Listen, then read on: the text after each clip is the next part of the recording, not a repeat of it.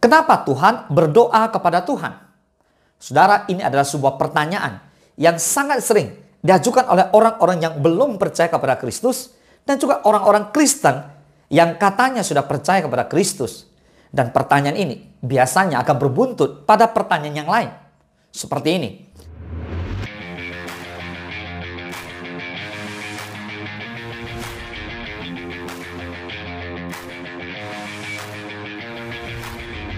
Mengapa Tuhan Yesus berdoa?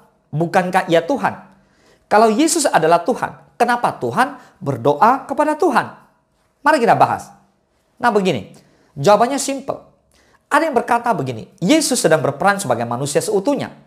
Hal inilah yang membuat Yesus harus melakukan aktivitas doa sebagai bukti bahwa Ia adalah manusia seutuhnya. Jika ini adalah alasannya, lalu kepada siapa Yesus berdoa? Apakah Ia berdoa kepada dirinya sendiri yang juga adalah Tuhan seutuhnya? Ada juga yang bilang Yesus sedang memberikan teladan yang baik kepada semua orang tentang bagaimana seharusnya seorang berdoa kepada Tuhan. Nah, jika ini adalah alasannya, lalu apakah Ia sedang bersandiwara ketika berdoa? Apakah aktivitas doa yang membuat keringatnya menjadi titik-titik darah adalah sandiwara belaka? Saudara, harusnya tidak demikian. Saya tidak puas dengan jawaban-jawaban seperti itu. Nah, jawabannya sesungguhnya yang benar, ada jawaban yang sesungguhnya sangat sederhana. Namun saya yakin banyak orang Kristen yang belum tentu setuju dengan jawaban yang satu ini. Ini jawabannya. Ketika Tuhan Yesus berdoa, Ia benar-benar sedang berdoa. Katakan amin. Tapi pertanyaannya, kepada siapa Tuhan Yesus berdoa? Saudara, Yesus benar-benar sedang berdoa kepada Bapanya yang di surga. Bapa adalah pribadi yang mengutus Yesus Kristus ke dalam dunia. Yesus Kristus adalah pribadi yang diutus oleh Bapa ke muka bumi untuk menyelamatkan manusia.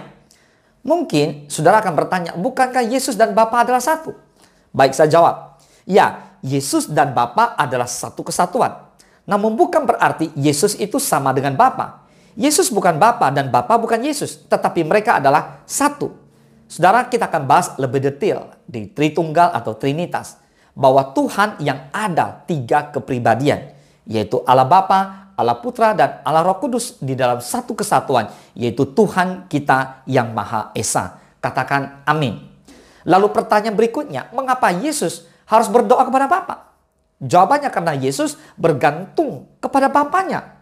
Karena Yesus waktu itu adalah manusia seutuhnya.